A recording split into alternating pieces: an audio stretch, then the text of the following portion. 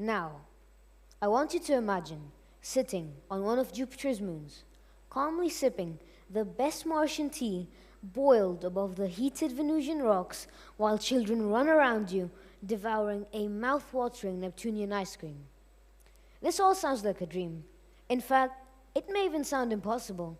But ideas like these are how it all begins. The need for power and achievement both motivate us to explore the unknown.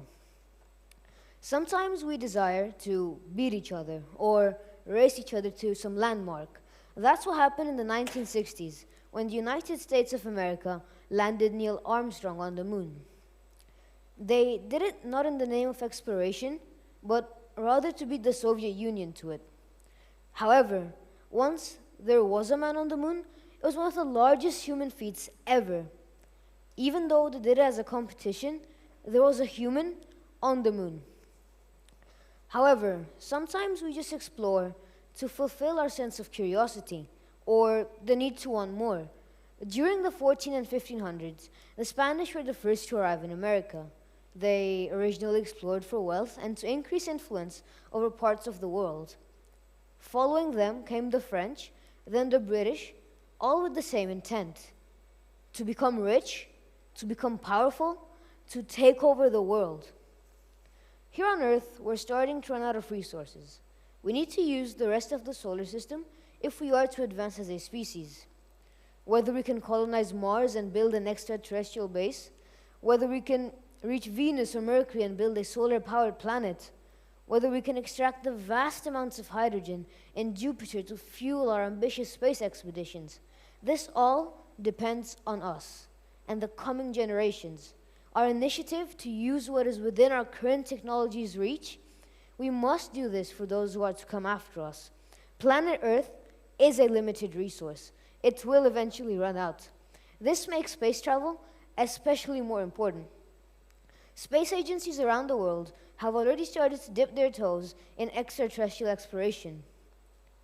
NASA sent their first rover, called Curiosity, to Mars in 2011. And after the success of the first rover, they have sent 3 more.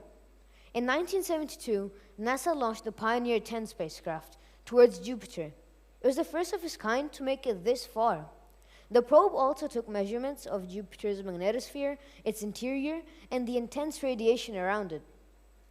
These extremely important findings helped design the Voyager and Galileo spacecrafts.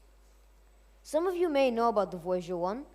It is the furthest things humans have ever sent from Earth, currently around 24 billion kilometers away from us. To put that into perspective, if the Earth was the size of an orange in my hand, Voyager 1 would be further away than Abu Dhabi. That may seem very far, and it is for us humans, but in terms of the cosmic scale, that is basically nothing.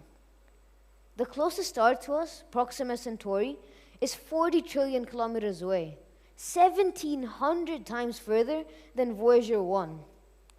Space is vast, but that shouldn't stop us from exploring it. Before 1969, for as long as humans have been on this planet, the moon was a bright jewel in the night sky, simply out of human reach. But after thousands and thousands of years, we've sent countless missions to the moon in a span of less than 70 years. Due to this rapid progression, I can imagine a vast networks of colonies on Mars finding ways to be 100% efficient, harvesting solar energy, having farms on Martian soil, maybe even artificial lakes.